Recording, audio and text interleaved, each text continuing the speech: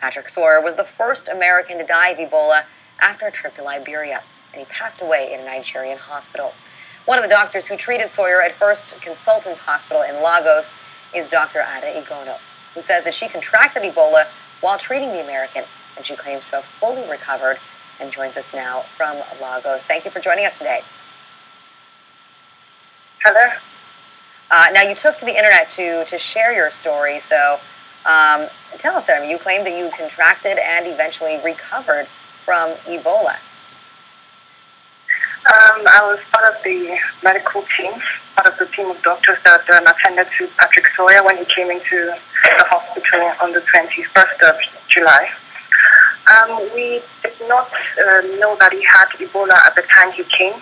It was on the that we actually started to suspect that he might be a patient, because he had denied any contact with an Ebola patient or attending any funeral services in the last couple of weeks. So when we started to suspect that it was more than usual malaria symptoms, we took some samples for investigation, and it was later confirmed that he had Ebola.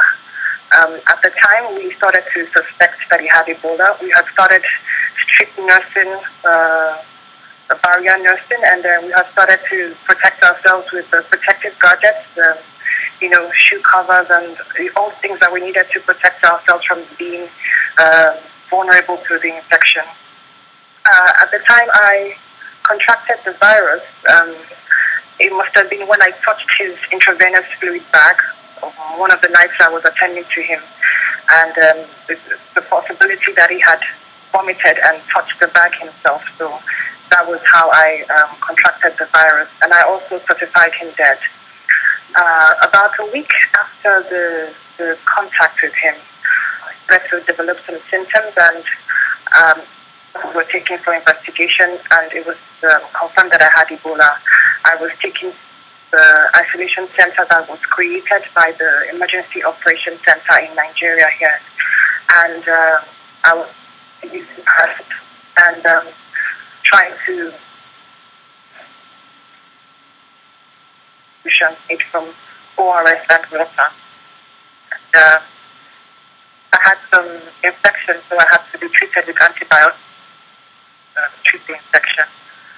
After about a week of staying in the isolation ward, I started to feel much better. The symptoms, mainly fever, diarrhea, and vomiting, with associated joint aches and pains, actually started to resolve at that time. So about 10 days while in isolation, I was symptom-free for the most part of it, and blood sample was taken for confirmation that the virus had indeed left my blood system. After 3 days, the result came out that I no longer had the infection. This was on my 14th day on the ward, and I was declared virus-free and free to go home and reunite with my family. And that was how I left the isolation center. Well, so what is the, what is the medical community saying about this? I mean, if you were cured, how could this be, what could this mean for so many other people that are right now, that do have Ebola and are suffering? Well, the key to that is being able to tell people that even there is no known cure for Ebola or no known vaccine for Ebola, but usually people are treated symptomatically, and once the symptoms can be treated and dehydration aggressively treated or prevented, possibility of surviving is quite high, especially if you go to hospital on time or when the symptoms are treated right from the start.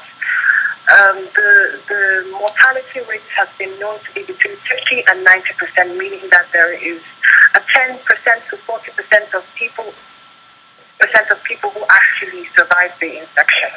So even though there is no known cure, people still survive the infection. It's symptomatically and aggressively. And so give us more details, too, on what it was that you were treated with. It depended on the symptoms that I came with. So I came with fever, diarrhea, and I had vomiting. I had chest pains, and I also got an infection from the diarrhea. So I was treated with paracetamol to reduce the aches and pains. I was treated with oral rehydration salts.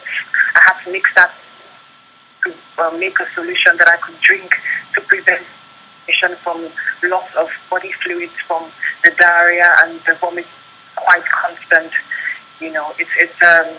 I couldn't count how many times I was losing fluid, so I had to always drink a lot of water mixed with the salt to prevent the dehydration, and that was really what I wasn't given any experimental drug, and no blood transfusions, and no other medication was given.